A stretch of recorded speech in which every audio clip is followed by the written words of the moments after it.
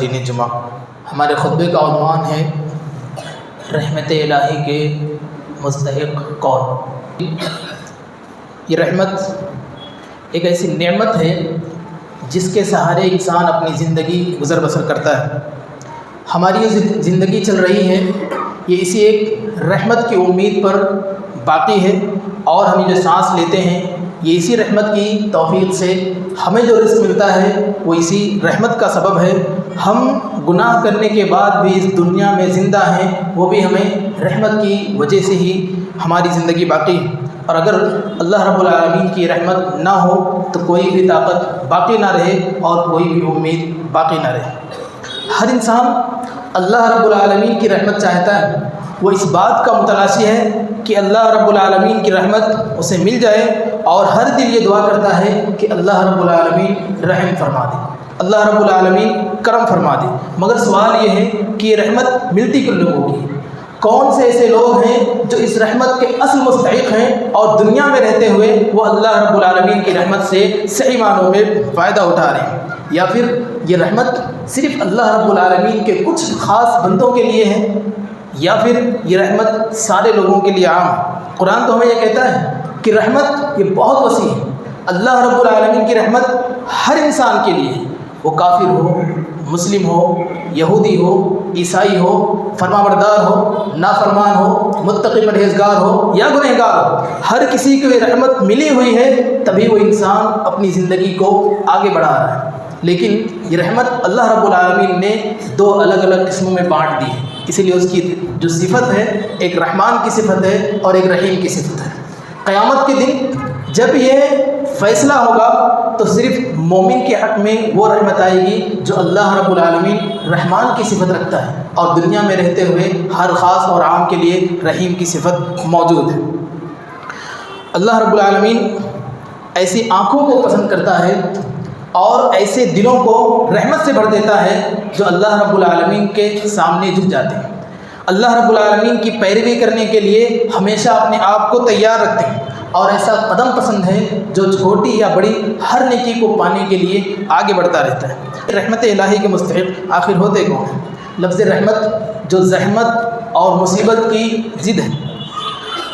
اور اس کا مفہوم یہ ہوگا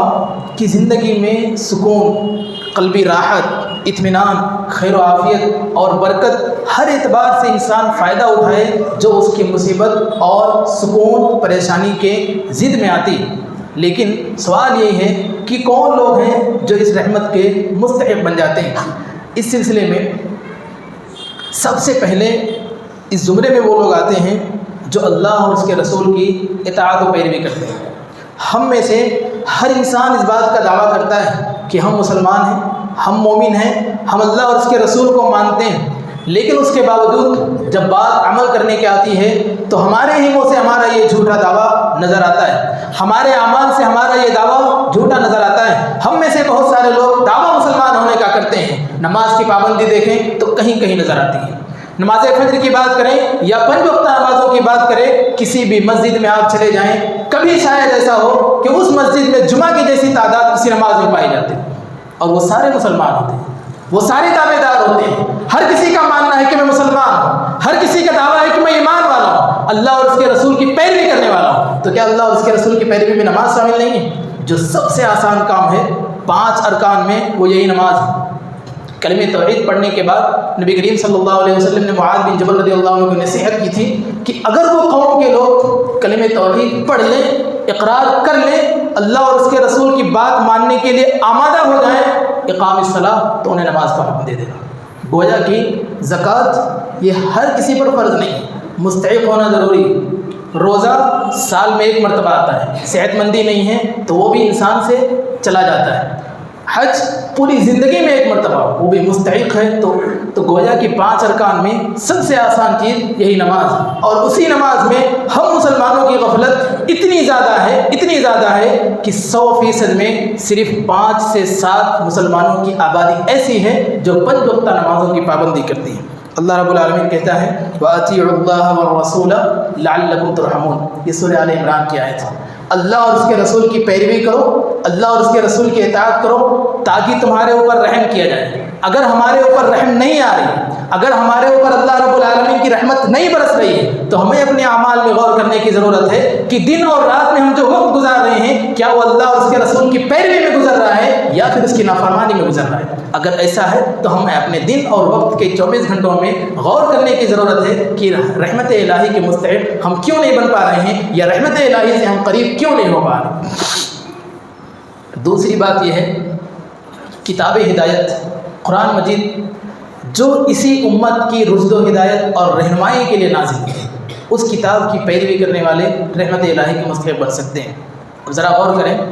جو پچھلا ہمارا خطبہ تھا جس میں ہم نے 5 باتیں سیکھی تھیں، اور اس میں یہ بات مجموعی طور پر تھی کہ قرآن ایک ایسا دوست ہے جو ہماری دنیا اور آخرت دونوں کو بدل دیتا ہے، اور اس جیسا دوست ہمیں کہیں بھی نہیں ملے گا۔ ہم کسی کے پیچھے کتنا ہی پیسہ خرچ کرتے ہیں، کسی کے لیے ہم اپنی دولت لٹا دیں، کسی کے لیے ہم کتنا ہی وقت دیتے ہیں، وقت آنے کے بعد بدل جاتا ہے۔ قرآن ایسی چیز ہے جو نہیں بدلتا ہے، وہ ہماری دنیا بھی سنوارتا ہے، ہماری آخرت بھی سنوارتا ہے۔ تو اللہ رب العالمین نے رحمت الہی کا مستحق ایسے لوگوں کو قرار دیا جو اس کتاب کی پیروی کرتے ہیں، تلاوت کرتے ہیں، پڑھتے ہیں، سمجھتے ہیں، عمل کرتے ہیں اور دوسروں تک اسے پہنچانے کا کام کرتے ہیں۔ اللہ رب العالمین فرماتا ہے وَهَذَا كِتَابٌ أَنزَلْنَاهُ مُبَارَكٌ فَاتَّبِعُوهُ وَاتَّقُوا لَعَلَّكُمْ تُرْحَمُونَ، اور یہ وہ کتاب ہے جسے ہم نے نازل کیا ہے، تم اس کی اتباع کرو، اور یہ بابرکت کتاب ہے لَعَلَّكُمْ تُرْحَمُونَ، تاکہ تمہارے اوپر رحم کیا جائے۔ اگر رحمت الہی ہمارے اوپر نہیں آ رہی، باوجود اس کے کہ ہم نماز کے پابند بن جاتے ہیں، اللہ اور اس کے رسول کی اطاعت کرنے والے بن جاتے ہیں، تو ہماری زندگی میں ایک ایسا وقت، ایک ایسا حصہ ہونا چاہیے کہ روزانہ اس کتاب کی تلاوت کی جائے۔ جتنا بھی وقت نکالیں، روزانہ نکالیں، چاہے وہ ہماری زندگی کا 15 منٹ، 20 منٹ یا 25 منٹ ہی کیوں نہ ہو، یا ایک آیت سیکھنے کے لیے روزانہ 1 منٹ کیوں نہ ہو، وہ روزانہ نکلنا چاہیے۔ 365 دن میں اگر ہم 365 منٹ نکالتے ہیں تو قرآن مجید کی 365 آیتیں سیکھ کر، عمل کر رحمت الہی کے مستحق بن سکتے ہیں اور اپنی زندگی تبدیل کر سکتے ہیں۔ تیسرا طبقہ وہ ہے جو رحمت الہی کا مستحق بنتا ہے، وہ اللہ رب العالمین سے ڈرنے والے لوگ۔ ایک تقویٰ ایسی صفت ہے کہ جس انسان کے اندر بھی آ جائے وہ کبھی لوگوں سے نہیں ڈرتا ہے، خواہ وہ تنہائی میں ہو، خواہ وہ جماعت میں ہو، خواہ وہ کسی کے ساتھ ہو یا اکیلا ہو۔ اگر تقویٰ کی صفت اس میں پائی جاتی ہے، تنہائی میں رہتے ہوئے وہ شیطان کے حملے سے اپنے آپ کو محفوظ کر لیتا ہے، اور خاص طور پر اس پرفتن دور میں جب کہ سوشل میڈیا اور گناہ کا دروازہ انسان کے پاس اتنا آسانی سے آتا ہے کہ جس کا پہلے کے لوگ تصور نہیں کر سکتے تھے، ایسے عالم میں اگر ایک انسان اپنے آپ کو اللہ رب العالمین کا ڈر ہمیشہ برقرار رکھے تو وہ رحمت الہی کا مستحق ہو سکتا ہے۔ اللہ رب العالمین فرماتا ہے أَوَعَجِبْتُمْ أَنْ جَاءَكُمْ ذِكْرٌ مِّن رَّبِّكُمْ عَلَىٰ رَجُلٍ مِّنكُمْ لِيُنذِرَكُمْ وَلِتَتَّقُوا وَلَعَلَّكُمْ تُرْحَمُونَ، کہ کیا تمہیں اس بات سے تعجب ہوتا ہے کہ تمہارے رب کی طرف سے تم ہی میں سے ایک مرد مجاہد اور ایک مرد کی زبانی تمہارے پاس نصیحت آتی ہے تاکہ وہ تمہیں ڈرائے، اور تم اللہ رب العالمین سے ڈرنے والے بن جاؤ، متقی اور پرہیزگار بن جاؤ، لعلکم ترحمون، تاکہ تمہارے اوپر رحم کیا جائے۔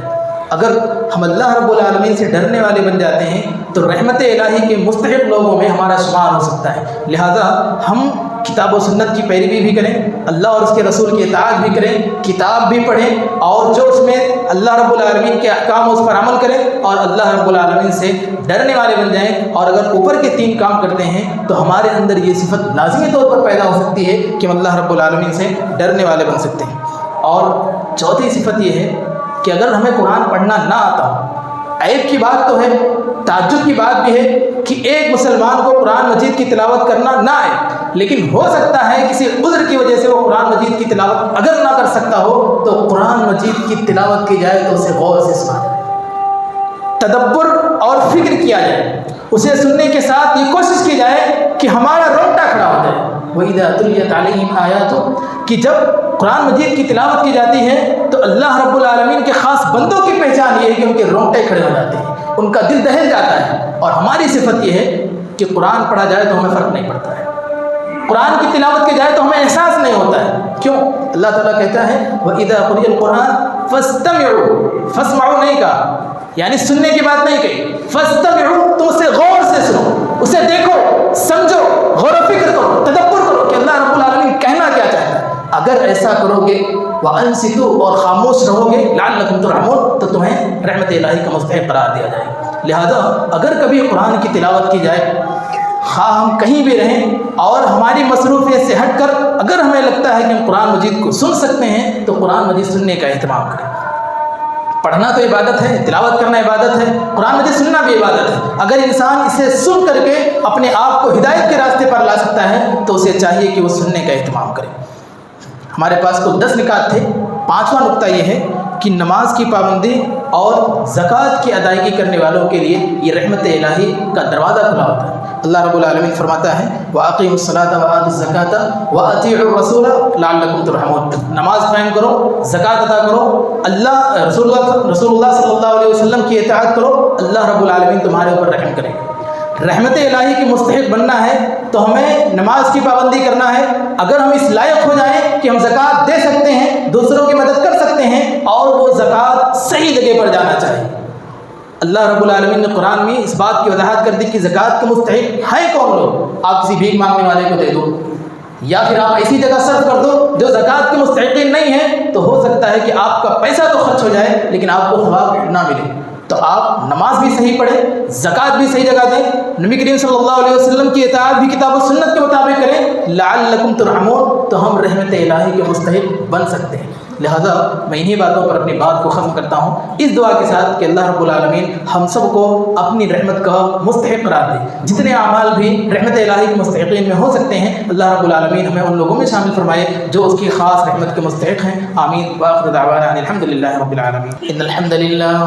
نحمده ونستعینه ونستغفره ونعوذ باللہ من شرور انفسنا وسیئات اعمالنا من يهده الله فلا مضل له ومن يضلل فلا هادي له واشهد ان لا إله إلا الله وحده لا شريك له وأشهد أن محمدا عبده ورسوله أما بعد فإن خير الحديث كتاب الله وخير الهدى هدى محمد صلى الله عليه وسلم وشر الأمور محدثاتها وكل محدثة بدعة وكل بدعة ضلالة وكل ضلالة في النار إن الله وملائكته يصلون على النبي يا أيها الذين آمنوا صلوا عليه وسلموا تسليما اللهم صل على محمد وعلى آل محمد كما صليت على إبراهيم وعلى آل إبراهيم إنك حميد مجيد اللهم بارك على محمد وعلى آل محمد كما باركت على إبراهيم وعلى آل إبراهيم إنك حميد مجيد۔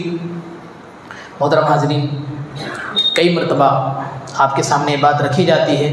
اور مستقبل میں بھی انشاءاللہ یہ بات رکھی جائے گی۔ یہ ہمارا ایک مشن ہے اور ہماری یہ کوشش ہے کہ جب تک مساجد اذان سے پہلے نہیں بھر جائے گی ہماری یہ آواز نہیں رکے گی۔ ہم یہ چاہتے ہیں کہ ہر مسلمان کتنا ہی مصروف ہو، کتنا ہی بڑا وہ بزنس مین ہو یا جاب میں پھنسا ہوا ہو یا بے روزگار ہو، کسی بھی حالت میں ہو، مسلمان کی کوشش ہونی چاہیے کہ خاص طور پر جمعہ کے دن جمعہ کی اذان سے پہلے وہ مسجد پہنچے۔ کیوں؟ یہ جو فرشتے اللہ رب العالمین کے حکم سے مسجد میں بیٹھ کر رجسٹر میں ہمارا نام لکھتے ہیں وہ اذان سے پہلے آنے والوں کے لیے لکھتے ہیں۔ ہم صرف ایک وقت کے نمازی نہ بنیں، ہم اللہ رب العالمین کو وقت دیں تو مکمل وقت دیں۔ ہم یہ چاہتے ہیں کہ اللہ رب العالمین اگر ہمارے اوپر رحم کرے،